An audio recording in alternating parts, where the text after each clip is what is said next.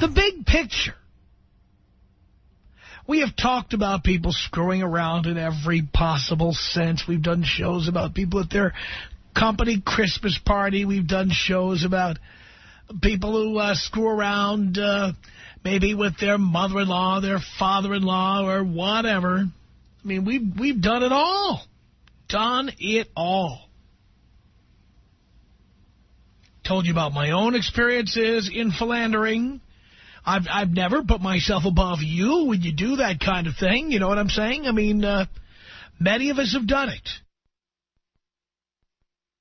That doesn't make me better or worse than you, and I'm not claiming I have been. I think I learned something through it, though. And here's what it is.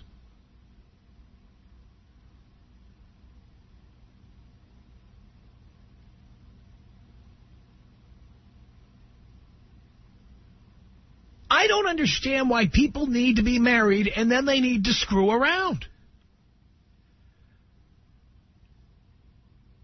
I just don't get it. I'm no prude. God, I love sex. I love going out and having sex. I have loved having a variety of people in my life. I've learned so much from so many people. It feels so good. I feel like I've had a rich life. Lots of human contact. Lots of fun. Lots of fun. And much of it was done when I was married or living with somebody, when I was bad, bad, bad. But here's my whole thing for you. I learned by being married and screwing around,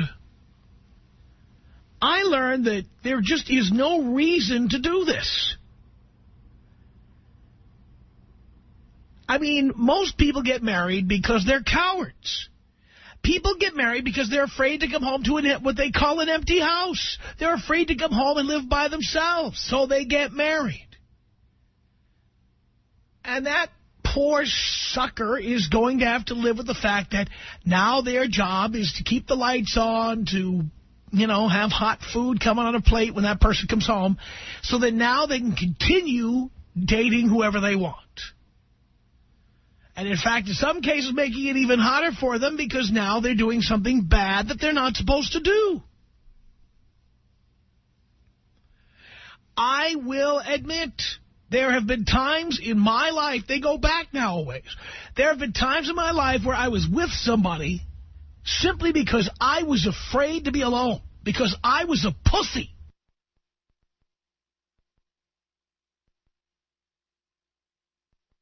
A pussy.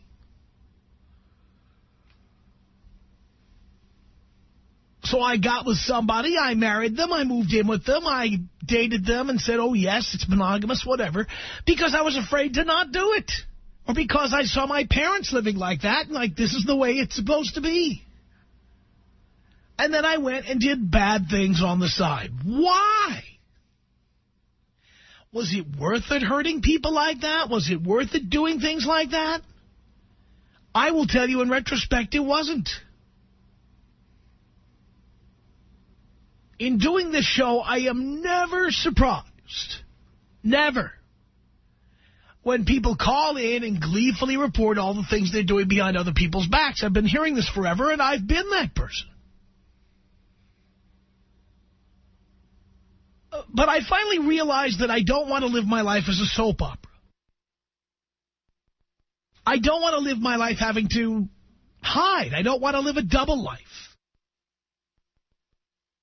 I don't want to constantly have to be making up explanations or making up excuses. And honestly, the biggest revelation I had in my life was loving myself and loving living alone with the one person who knows me the best and loves me the most. And that's me. It's the ultimate freedom. I can't tell you, as I look back on relationships that I had, about the regrets I have. And it's not even about hurting the people I might have hurt. Some of them don't even know I was doing something like this. So they were never hurt because what they didn't know didn't hurt them, I guess. But I think back on how I hurt myself. I was in relationships where I felt I needed to stay out late because I didn't want to come home to my own house. It went from one extreme to another. I got into a relationship so I wouldn't have to live alone. Then I got so angry or so fed up being with that person that I stayed out. Here I am with a beautiful house, always a beautiful place to live. Always, wherever I've lived, always a beautiful view, all good. And I would find myself having to stay out, having a few stiff ones, or delivering a few stiff ones, if you know what I mean. Coming home late, coming home the next day. And the person I hurt the most was myself. Not the people I was with. I hurt me. If I need to lay pipe, to be able to spend nights when I want to be alone, nights when I want to be with somebody. Maybe I want to have company sometimes. Maybe I want to go see somebody at their place. To have the ultimate freedom. I have a hard time understanding why people get married, have kids, make commitments, get themselves into all kinds of debt, run the risk that half of or more of everything they've ever earned will be taken away from them. Then they go ahead and screw around. Why? It doesn't make sense to me. Does this make sense to you? Tom Leykis. 1-800-5800-TOM. Howdy, Tom. Howdy. I think you're an idiot. Yeah, the Tom Leykis Show.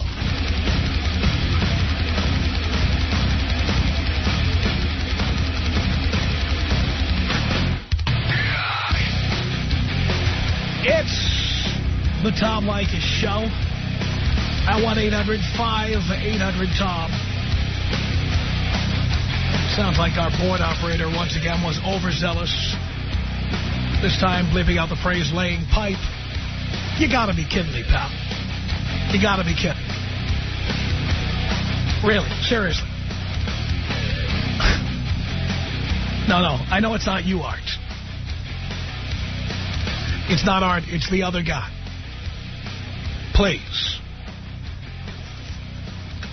Laying pipe, laying pipe, laying pipe. Please, stop it. Stop. Jesus Christ.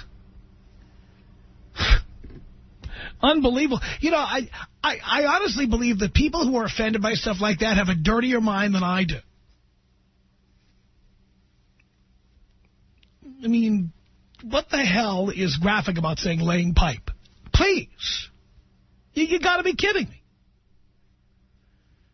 Whew. Outrageous. 1-800-5800-TOM is our telephone number. Every couple of months we have one of these run-ins. It's outrageous. All right. Why do people want to lay pipe? I don't get it. They get married, they want to lay pipe, for God's sake. Stephen on the Tom Leykis Show. Hello. Hey, how you doing, Tom? Doing okay, Stephen. Yeah, well, I don't understand why people even get married in the first place, dude. Like, my buddy, luckily enough, I introduced him to you, and he was going to get married. He's only 19. His first girlfriend, his first real, long-time relationship, wanted to get married. And I was like, dude, you know what? Before you get married, listen to Tom Leykis. And fortunately, he called it off and broke up with her. Well, that's good. Fun than he was. And I always tell him, dude, look at it back a year ago. How much fun could you have had knowing that all those chicks that you've seen and wanted to have sex with, you couldn't. You didn't. You wanted to stick with one girl. Why?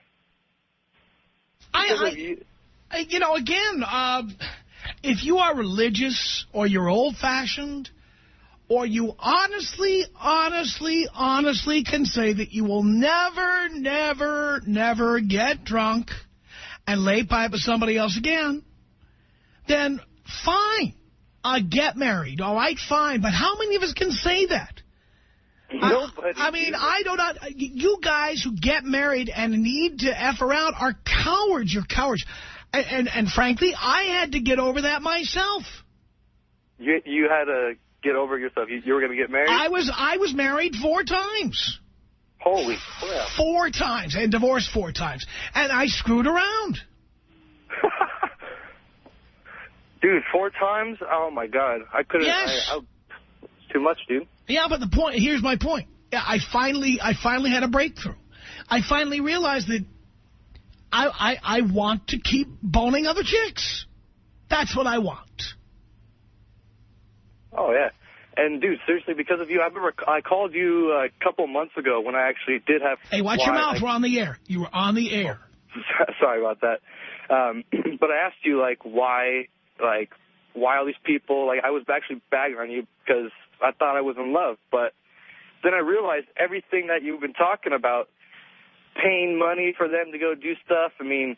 anniversaries, personally, I don't really remember anniversaries, and that's another thing that they complain about, that you don't remember. And dude, oh my God, I actually realized, man, I hated having a girlfriend. It blowed.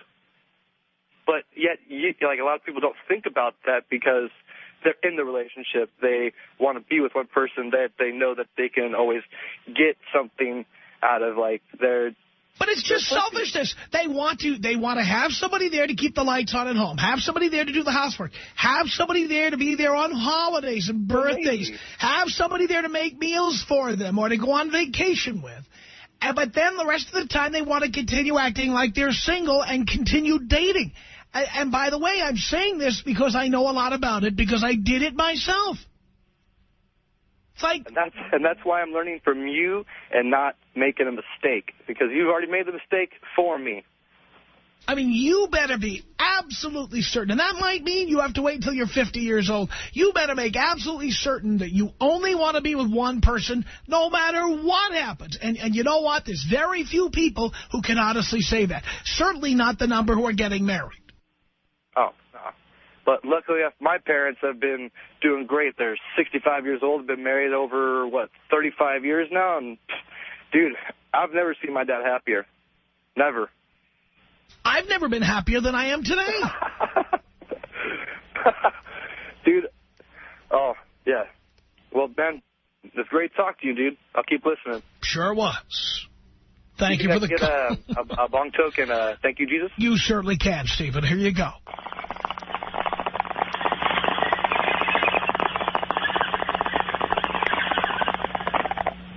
Thank you, Jesus. It's 1-800-5800-TOM. That's our telephone number. Stephen on the Tom Leykis Show. Oh, Stephen went away. Let's say hi to Nick on the Tom Leykis Show. Hello. Hello, Tom. How's it going? Great. That's good to hear.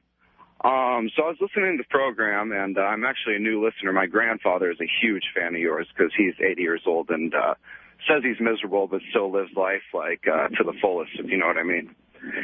But anyway, my question for you is I'm hearing you talk about people in, bad relationships where they go home. They try not to go home because they want to avoid their significant other. They go out and cheat because they're not attracted to their significant other.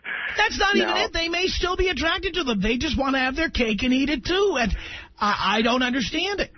Right, but can you understand that certain people might have the mentality, the maturity, whatever you want to call it, that monogamy suits them? Because I've been with the same lady for 5 years. She rocks my world, man. She's unbelievable in bed. She's a sweetheart. She motivates me. And I couldn't be happier. So it's if I want to... Yeah, but you're still young. You don't know whether you're going to be happy or not. You're 26 years old. Right, but, I mean... by the way, when I was 26, I was saying the same thing about somebody. For how long were you dating her? Couple of years. Couple years? Yes. Didn't cheat on her once? Not till the very end. But then I did. Because things just went sour? Or you're saying that things inevitably will go sour? At some point, for the vast majority of people, it's not even that they went sour. You want to have the light on when you come home, somebody to take care of you when you're sick, and fresh meat all the time. Right. fresh meat, meaning new people to bone. Well, what if you guys just keep getting more and more innovative in the sack, and just keep each other Because on, people don't, you want to know something? People generally don't get more and more innovative in the sack as the years go on. At some point, you've pretty much seen and done all you're going to do together, and now you're just repeating. And that's from your experience. Oh, yes. Interesting. So when's the burnout period usually? What would you Well, it say? varies according to who the person is. My father's is about 11 or 12 years. All right. But you see, even your father. Yeah. No, I know. I come from a lineage of men who are not committers, Well, it's your mouth. We're on the air. Excuse me. Sorry. Jesus. Pal, my whole life. You were 21 when you met this chick, my whole life. What does that mean? When you start dating, when you were 2? 14. 14. So in your whole wide experience of 7 years, you did and saw everything. Now you don't need anything new. Please. Well, I was with a lot You of are showing ladies, your image. I was with 6, a lot 7, of different girls. How though. many? I can't even count. How many I women? Stop. How you can't even count, please. I'm dead serious, Tom. Yeah. I wouldn't lie to you. What I'm does not that a mean, liar. 20? Great mountains and great women. Again, Nick, I'm telling you, and by the way, if it doesn't happen to you, it can happen to her. That's very true. And that's, something that, I don't know, is the risk worth it, being that vulnerable to somebody where that is the potential risk that you have to, put into perspective sometimes. And that's what I try to do, is that I try to, keep perspective that things can go wrong, but still enjoy my time with this girl, Yeah, well, I understand what you're saying, but again, I think at some point you're going to backslide. You're going to want new meat. Because you really think that? That's mostly what happened. Oh, laugh at me. Go ahead. No, I'm not laughing. I'm curious. Because I believe the same thing. Do you remember the story I told about the woman who I went to New York and gave a $20,000 check to? A girlfriend from when I was 19? No. All right, well, I told this story recently, and not to bore everybody else with it, so I'll just tell the very abbreviated version. There was a girl who I dated at 19. We lived together. We spent 3.5 years together. And then I started getting attention for doing a stand-up comedy act at a radio show. And a woman with the best breasts I'd ever seen in my life came up to me at the end of a comedy show and handed me the keys to her apartment and a crumpled up piece of paper with her address. And I got in the cab and I went over there after the show and didn't come out for 2 weeks. And believe me, the woman I was with was as wonderful as she could possibly be.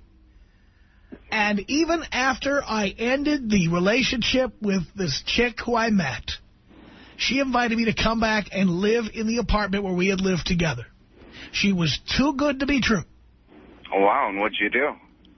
Well, we didn't get back together because I was mortified at the way I had treated her. Right. And then years later, I came back and I said, you know what? I stayed in your place rent-free.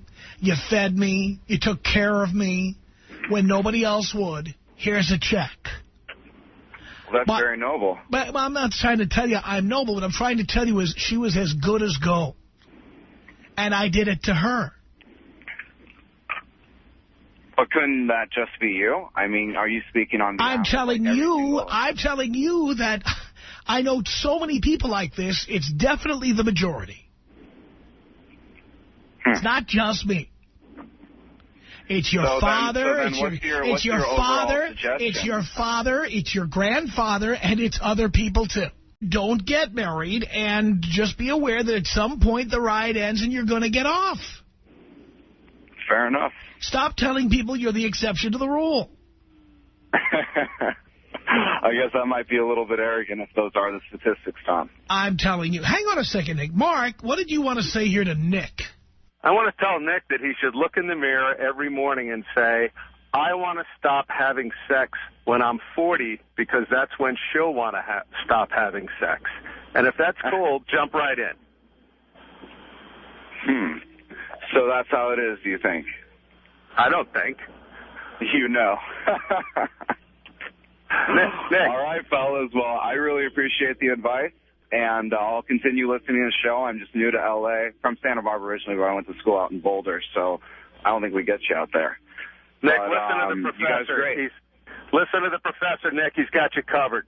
Everything All right. he says You guys take is care. true. All right. Thank you so much. I think Nick wanted to just get off the phone there. He just wanted to get off. That was more than he could handle.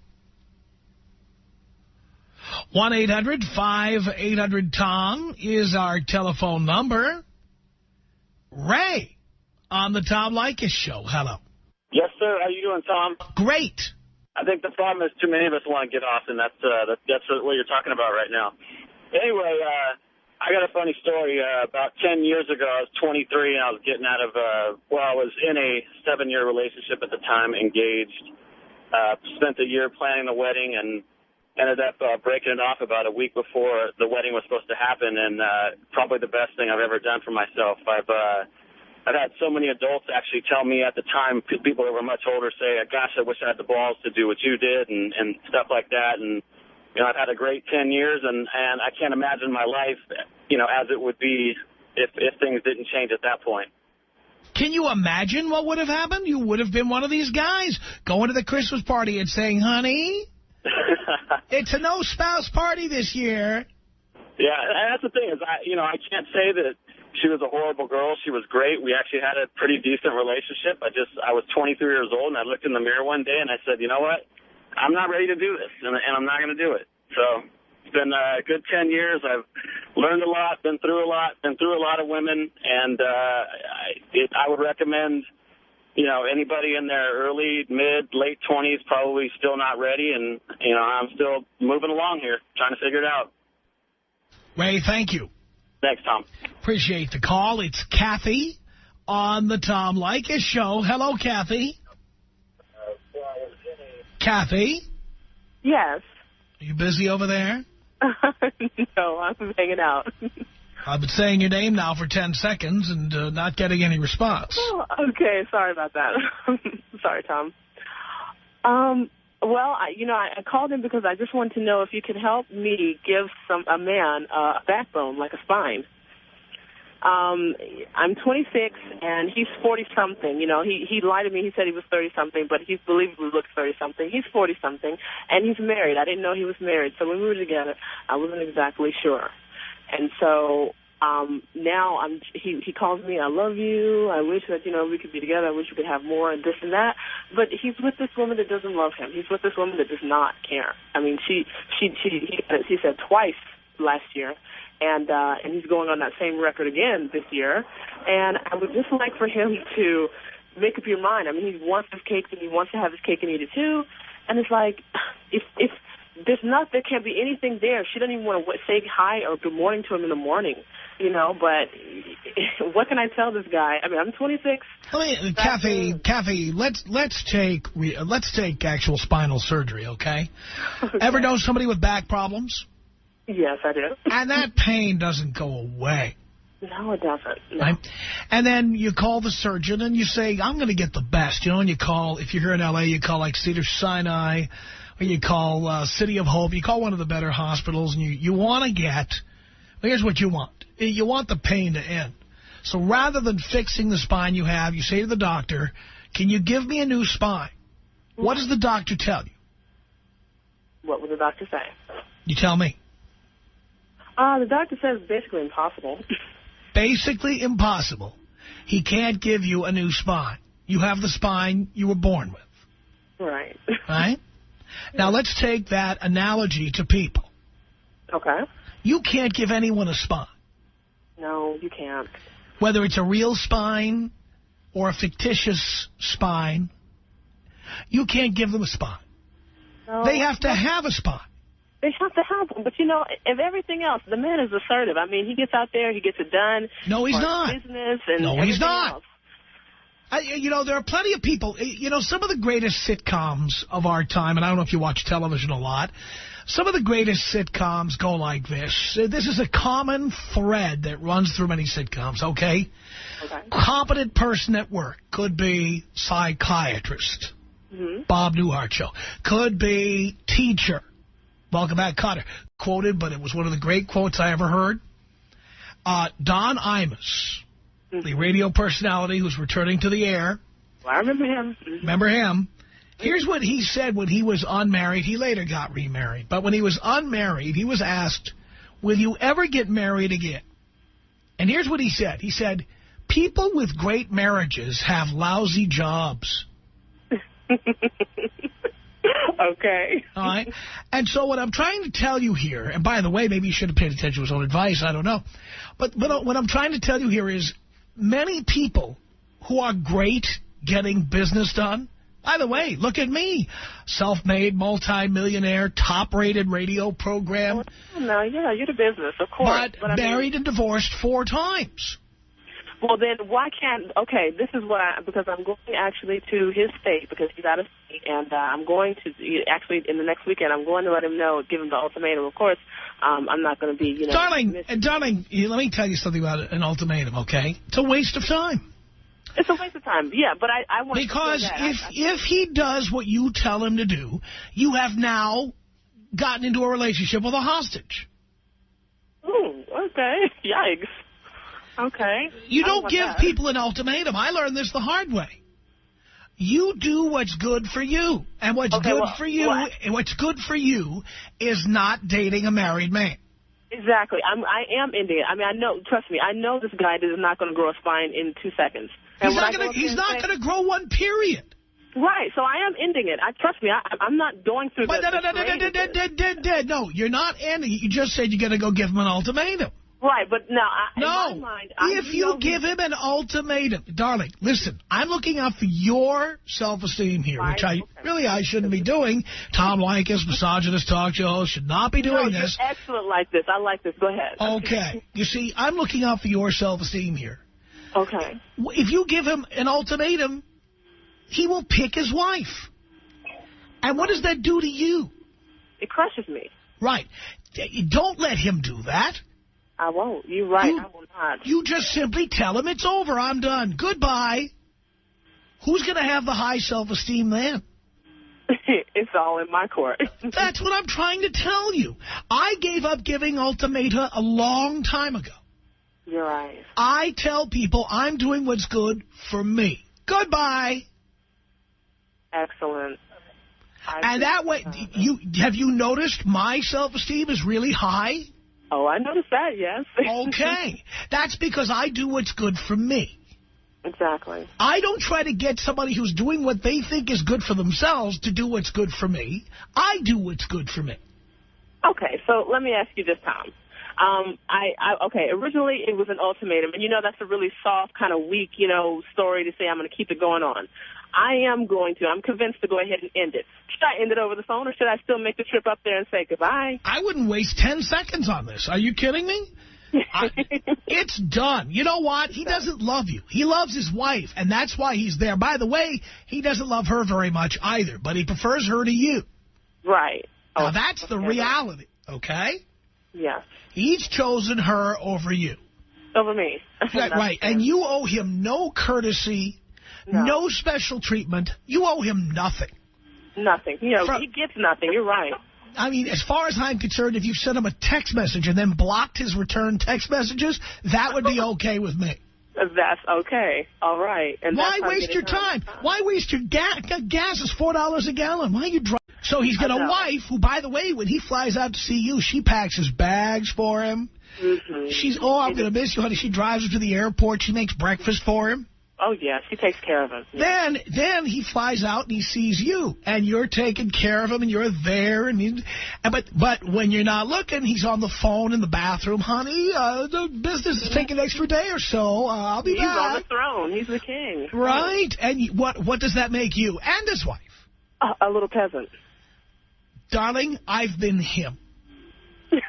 You have. So I'm speaking as someone who is a professional philanderer. He doesn't deserve any consideration at all. He doesn't, and that is scandalous. And, of course, it's stereotypical. He's also in the Word as well. He's on the side pastor and so on. But you don't get off the hook because you are an enabler, okay? You know, you're right, yeah. You let him do this stuff to you. Well, it does get ended, and I wanted to know if it's now it gets ended. But how long has this been going on? This has been going on. I found out that he was married 2 months ago. 2 months ago? Yes, 2 months ago. And back and forth has been the phone calls, the pictures, and the text messages. Had he said "I love you" before then? No, he didn't. We were together like just for a few weeks, and he was, I'm in L.A. and of course he's from out of town, and this was on business. And so we were together just for a short period of time. He goes back, and then he tells me, I want you back in my life, and so on and so on. And then right just as we're getting ready to pick up, and I think this might be the one, he tells me, I just need to let you know, I'm kind of married, like that. Oh, God. Yeah, I need you in my, by the way, that phrase, I need you in my life. That is so, I know. What is somebody really say? Let me interpret that for you. I need you in my life. I just don't need you living at my address, living in my apartment. Calling me, all don't need you. I need you in my life, but not my children's life. I certainly don't want my wife to know about you, that part of my life. Right. And let me tell you the other times he doesn't want you in his life, all right? Are you ready?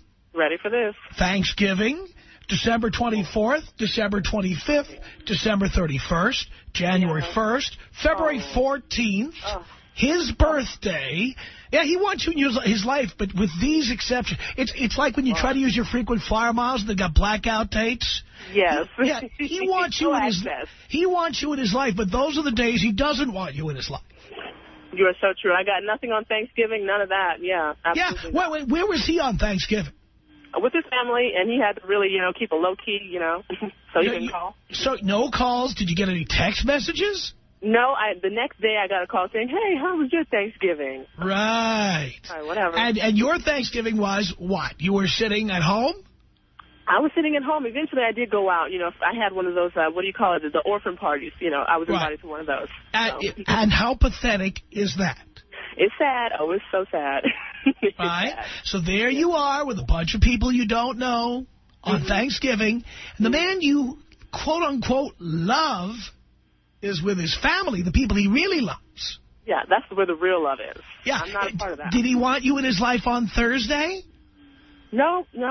I want you in my life except on the following days. Exactly. And, he's giving every excuse. And I already know this in the back of my mind, but I needed the reaffirmation. He's saying it's his family, it's his parents. He's so rooted in family and godliness and all that stuff, and it's so wrong because I would have never been with him if I'd have known he was married. I seriously wouldn't have. But he manipulated. He was manipulative. He lied, and now he started something he can't finish. But I'm ending it. But here's the deal, dear. You also, for 2 months, you continued having sex with this guy, and you continued accommodating him. Well, and that's the thing. We weren't sexually like that. We were intimate, but we never went. The never had. Okay. Right, but the whole thing is, even after I realized he was married, yes, I still contacted him, called him, and sent text messages and so on. Yes, you're right. So you accommodated him. I sure did, and even with getting a plane ticket to get out there. Right. So, you see, I'm now a former philanderer, and the reason I'm a former philanderer is because of exactly what I'm telling you now. Right. I mean, what is the point of that? There's no point. He won't get a spine. Not in this lifetime. All right. So there will be no accommodations. You will not be flying to see him, driving to see him, or any such thing. None of that. It is so. You are so right, Tom. It is over, dear. Done. Yes. Well, I thank you for this because, I wanted a male perspective on this, and I know that you're the king of all.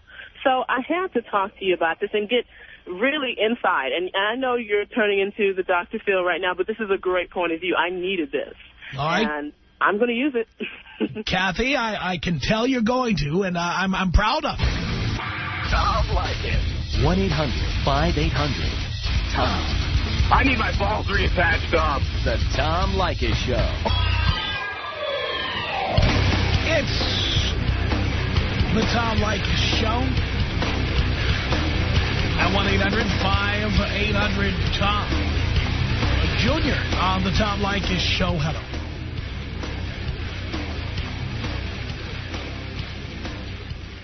Hello? Yes, you busy over there? No, I'm just, I didn't hear my name. My bad. How you doing, Tom? Wonderful. Good. Yeah, I'm gonna be getting married on December the 8th. Sorry to hear that. Thanks. You know, I've met my girl for about 3 years and a half. Been living with her for about 3 years. Mm-hmm. She's from Guatemala.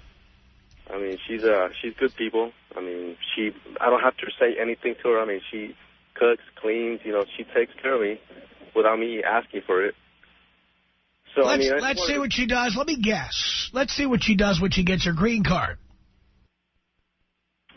Well, yeah, that's one of the things. Her visa was going to expire soon. I'm shocked. No, I mean, I knew about it. You know, we had talked about it. Yeah, well, let's see how willing she is to do all those things once she gets a green card. Okay. Well, I can't call it. I mean, I guess I'm going to have to see it for myself. And while we're at it, tell me about your prenup, Junior. Well, I mean, I definitely wanted to get one. I mean, I just want to be safe and sorry. You want to get one? Yeah. Yeah. And December 8th is, like, right around the corner, isn't it? Right. So what have you been waiting for? I mean, just this thing just got set up at the last minute, so that's why I just want to get one right away. What? Didn't you know her visa was going to expire? Yeah, I mean, it's going to expire sometime in January, or in February, I'm sorry, but... Well, wait a minute. Why didn't you, like, look further ahead to the possibility that she would force you to get married? Because she was kind of concerned that maybe new laws were going to take on effect on January 1st. So, you know, just to make everything finalized by, you know... Yeah, but you knew you were going to have to marry her at some point or she was going back, right? Well, I mean, she took a chance before then. Her visa expired. She went back. And, you know, she still stuck around. Oh, my God. Yeah, good luck to you. The Tom Leykis Show.